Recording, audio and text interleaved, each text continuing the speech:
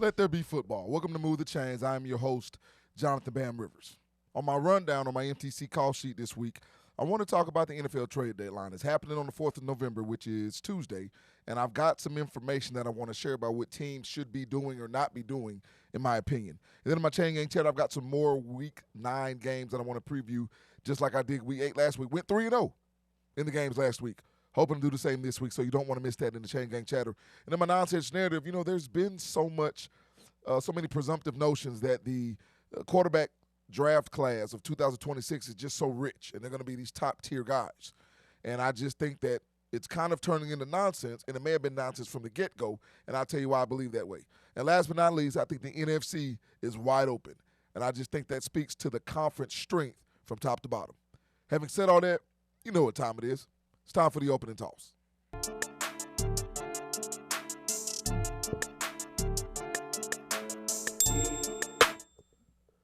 All right, so the trade deadline comes and goes every year, and this is where teams actually put themselves either in position to win this year, possibly contend for a divisional title, a conference title, or a Super Bowl, or they decide, hey, we're not in it. Let's go ahead and try to prep for the next season.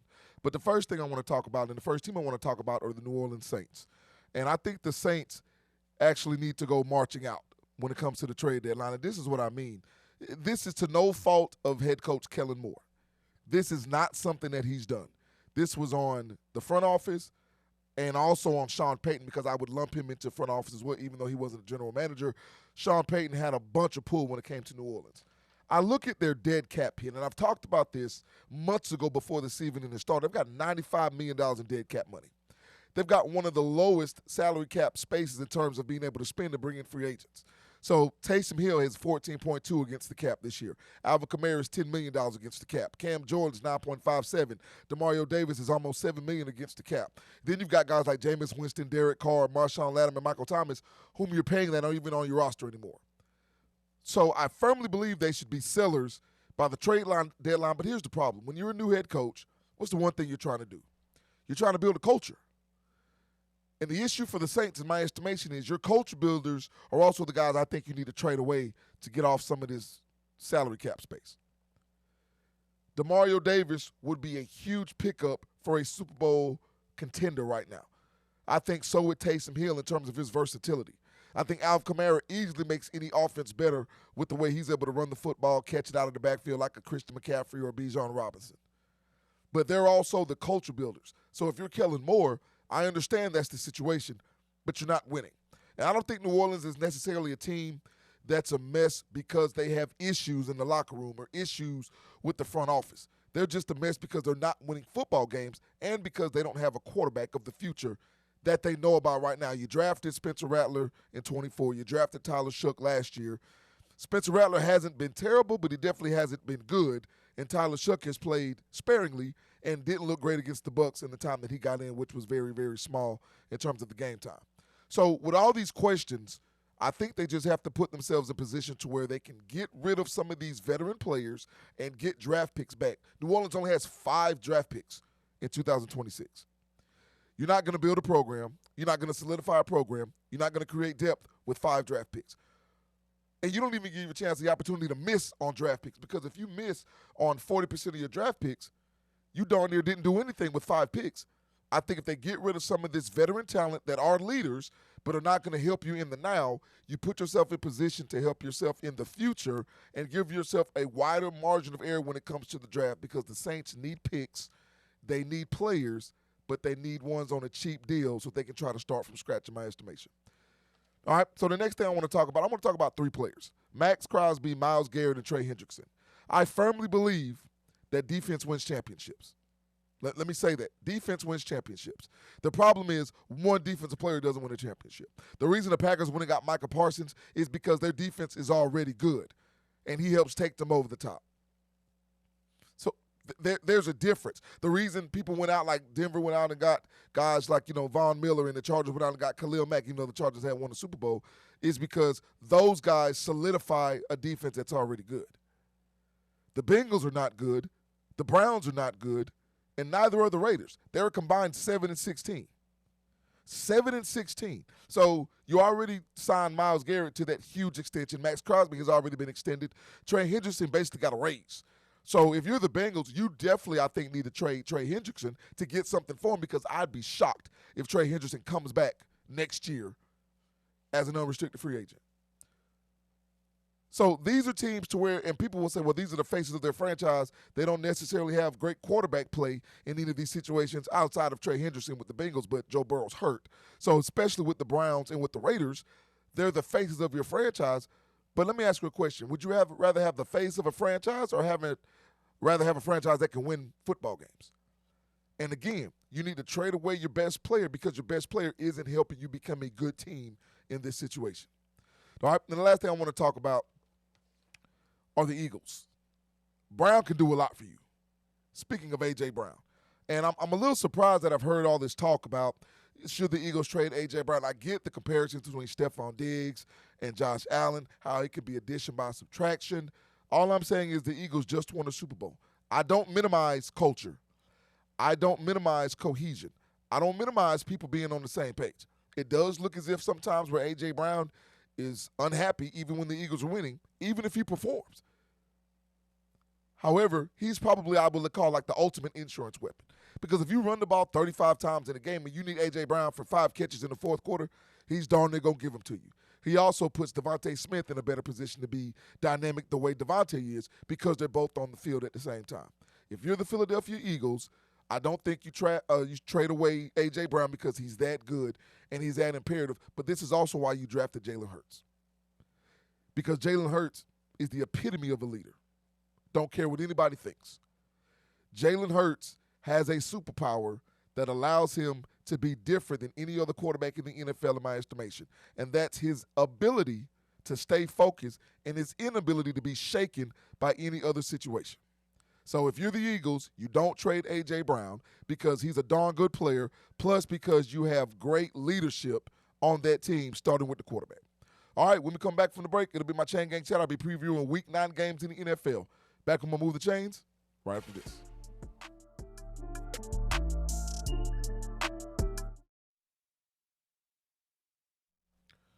And welcome back to Move the Chains. Before I get to my Week 9 NFL preview of games on the slate this weekend during the Chain Gang Chatter, I want to take this opportunity, as always, to thank my Lord and Savior Jesus Christ for the opportunity to host Move the Chains. Very grateful. I also want to thank you, the fans, whether you're watching on the Sports Leader, WXTX Fox 4, on YouTube, or on TikTok, or on Facebook, or whatever social media platforms. I appreciate the support. I also want to thank the best production crew in the business. The work that is put in by these individuals does not go unnoticed. I'm extremely grateful for this production crew. And last but not least, you've seen the QR code at the bottom of the screen during the segments. If you want to put yourself in a better position financially, physically, mentally, and spiritually, just click the QR code, look at the protection plan, and make a move in your life. Having said all of that, you know what time it is. It's time for the Chain Gang Chatter.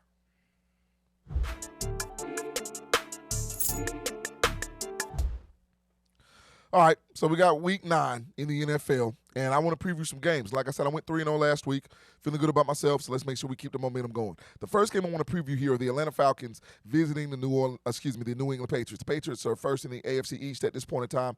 The Falcons are the third-place team in the NFC South. Let me start with Atlanta, because I had this conversation with somebody who's very close and very big on this program in Atlanta, and very, very upset about the inconsistency of this football team. I can definitely understand it. But what I think Atlanta has done, I think Atlanta has graduated. And you have to understand what I mean by that. Atlanta has been bad for the past 7-8 years. Bad. Haven't won more than 7 games in a season. You know, whatever the reasons were, head coaching or lack of talent or whatever development, they weren't good. Atlanta has graduated, though, to being inconsistent. And I know that may not be what you want to hear if you're an Atlanta Falcons fan, but what that means is that they show you their ceiling, but the problem is they can also show you their floor. Their ceiling possibly was the game where they played the Buffalo Bills, where they had a great game plan against Josh Allen defensively, and they centered their offensive game plan around one of the best players in the NFL, in Bijan Robinson, and had the complementary players like a Drake London and a Kyle Pitts, along with a good offensive line, even though they're dealing with some injuries. But the Atlanta Falcons have graduated to being inconsistent. And I look at the Atlanta Falcons. Michael Penix Jr. is slated to play this week. I think they go on the road and beat New England. Now, do I think New England is a good football team? I do. I also think Atlanta may be a little bit up the weight class than what New England has played this year. I won't sit here and tell you that I'm going to berate a team because they haven't played the best teams. Because good teams beat teams they're supposed to. And that's what New England has done. Now, I think Atlanta, despite them being 3-4, is a better quality opponent who can pose a different set of problems for New England when it comes to Drake May being a young quarterback and the way that they were able to pressure Josh Allen in Atlanta and get that win against the Bills. So I look at this game. I think this will be a phenomenal game. I think it's maybe a game that's undervalued for the weekend because everybody presumes New England wins the game. But I think Atlanta goes on the road in terms of the spread, upsets the Patriots in Week 9 in Foxborough. All right, the next game I want to preview are the Indianapolis Colts and the Pittsburgh Steelers. So this game, I really wanted to go with Pittsburgh. I did because it's hard for me to sit here and say Mike Tomlin is a coach. Now, I've seen the Pittsburgh Steelers go on a losing streak last year, right? But I just know how good Mike Tomlin is. But I also know how inconsistent the Pittsburgh Steelers defense has been. They're older, and while Pittsburgh spends more money than any other franchise on defense and drafts more people on defense, I was shocked when they gave up Minkah Fitzpatrick, I just want to say that now, who's with the Dolphins. And I understand they went and got Jalen Ramsey. Jalen Ramsey's been good, but Minkah was also solidified in that back end. You've got guys like T.J. Watt. You've got talent, Patrick Queen, but the Indianapolis Colts are balanced. The Indianapolis Colts can do what the Steelers struggle at in terms of stopping the run, and Daniel Jones has been great in terms of play action, getting the ball out to guys like Josh Downs, getting the ball to Alec Pierce. This team is well-oiled. I think the offensive line in Indianapolis will wear down the Pittsburgh Steelers, and as much as I wanted to go with Pittsburgh in this game, I'm going to go with my head. I'm going to say Indianapolis wins this football game because they're very well-balanced. Plus, they're playing with a lot of confidence right now. I'll take the Colts over the Steelers. All right, and what a lot of people are calling the game of the weekend, of course, Chiefs-Bills. I don't have to go through all the pageantry. I'll just say this. I told you guys before the season started that I thought the Chiefs could easily be a 5, 6, or 7 seed who go to the Super Bowl. Not because they're not good, but because I know what the injuries they were dealing with. Remember on this show, I told you they'd have a couple of those losses early on in the season because I knew they weren't whole. And you know I've never been somebody that throws away the Chiefs because I understand where they are as an organization. I understand where they are at the quarterback position. And I understand how they drafted defensively. Now they've got people to complement Patrick Mahomes, not just weaponry, quote-unquote, on the outside, but because their offensive line has been one of the top 5 or 6 offensive lines in football, even with Joe Thuney now being in Chicago. But I do think Buffalo is in a situation to where New England is better than you thought they'd be, okay? So now it's not a must-win game, but it's a game where you want to stack wins, especially in the AFC, because Buffalo has already dropped the game to New England. I think Kansas City is the better team, but I think Buffalo wins this game at home. I think Josh Allen a lot of the times can pose some problems for Kansas City like he poses problems for anybody else in terms of his second reaction plays or out-of-script plays. The Bills struggle running the football. My question is, do I think the Chiefs commit to the run enough to exercise that demon or to sit there and put Buffalo in a position to where they have to try to stack the box? Because if they do that, Buffalo's in trouble. But I think Buffalo wins this football game. The game's at home. I think Josh Allen makes enough plays. I still think I walk away Kansas City is the better team, but they're not going to go the rest of the season undefeated. They'll drop a game or two, and I think this is one of those games. Buffalo comes out top on Kansas City, kind of like it's been the norm in the regular season the past 5 or 6 years. All right, when we come back from the break, 2026 is a quarterback-rich draft, says so many people. Not says Bam. And I'll tell you why that's a nonsense narrative right after the break.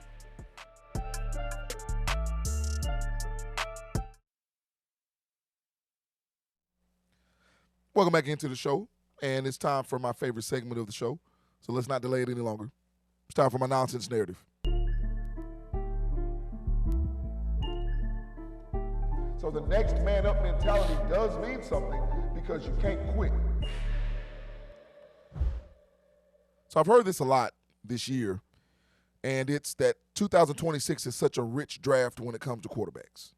And I think there are some potential gems in this class. Now, that's assuming people come out. Again, I don't think Arch Manning is going to come out in 2026. I think he'll go back to Texas based on what's happened. But I will say this right now before I even get to this. Texas has the opportunity, unlike any other team in college football, to make the college football playoff after getting off to what a lot of people consider to be a terrible start. They've only lost one conference game, and they've still got Vandy, right? They've still got Texas A&M, and I think they've still got Georgia on their schedule. You're talking about 3 top 10 wins, which could be the second half of what Alabama was in college football, the first half, in winning those 4 straight games against AP-ranked teams. But here's the thing. The quarterback situation with Drew Aller. Penn State, everybody looks at his physical talent. he was okay this year and then went on the slide and then ended up getting hurt and his coach got fired. So is that what you thought it was going to be? I'm looking at Cade Klubnik at Clemson. Cade Klubnik has been overwhelming. I think Cade Klubnik was better when he was working to beat out DJ Uiagalelei at Clemson. And I think he's regressed as a quarterback. Garrett Nussmeier has not looked healthy all year, has not looked like the championship quarterback that he wanted to be or this team wanted to be, and they no longer have their head coach in Brian Kelly. Lenore Sellers missed a game or two due to injury, but he has looked like he has a high ceiling but also has a low floor. So that means inconsistency. I just look at people when people talk about the Browns and they say, well, if they don't have their quarterback situation figured out with Shedeur and Dillon Gabriel, whomever, Deshaun Watson, there's such a rich draft in this 2026 class that they can get over on it. Now, I'm not saying there won't be any good quarterbacks that come out of this draft. A lot of people still like Dante Moore, who's coming out of Oregon. There are still some other opportunities of players that could be good. I'm just sitting here telling you that the people whom were touted as the best quarterbacks in this quote-unquote draft class don't look ready. And it's not on them. It's on people who are trying to rush the process and minimize the importance of maturation. Maturity matters. And being in a winning culture matters. Being in a program of stability matters. And just because these quarterbacks aren't ready now, which I don't think a lot of them are, hence this nonsense narrative of being a very quarterback-rich draft, it doesn't mean they won't be in the future. Just give them a chance to get to the future. All right, when we come back from the break, it'll be the final segment of the show. I'm going to tell you why I think the NFC is wide open. Back with the last segment of Move the Chains right after this.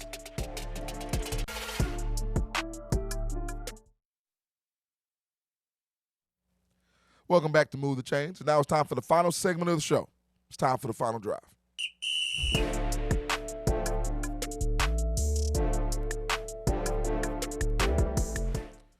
Packers, the Eagles, the Rams, the Buccaneers, the Detroit Lions, even though I said they wouldn't make the playoffs, they're looking to prove me wrong. There are so many teams in the NFC that look like they can go to the Super Bowl. And that parity is so huge because the teams are deeper. That's the way I see it. All right, don't forget you can also catch us on the Sports Leader WHTX Fox 54, but you can also catch us on YouTube. Make sure you go to the channel. It's at @move_the_chains. Make sure you like, subscribe, leave a comment, hit that notification bell so you're notified every time we post a new video. Hey, another banger for the best production crew in the business. I'm your boy, Jonathan Bam Rivers, and always remember, build every day of your life brick by brick. And don't forget to scan that QR code if you want to better your life financially, mentally, spiritually, and physically. And as always, until next time right here on Move the Chains, God bless.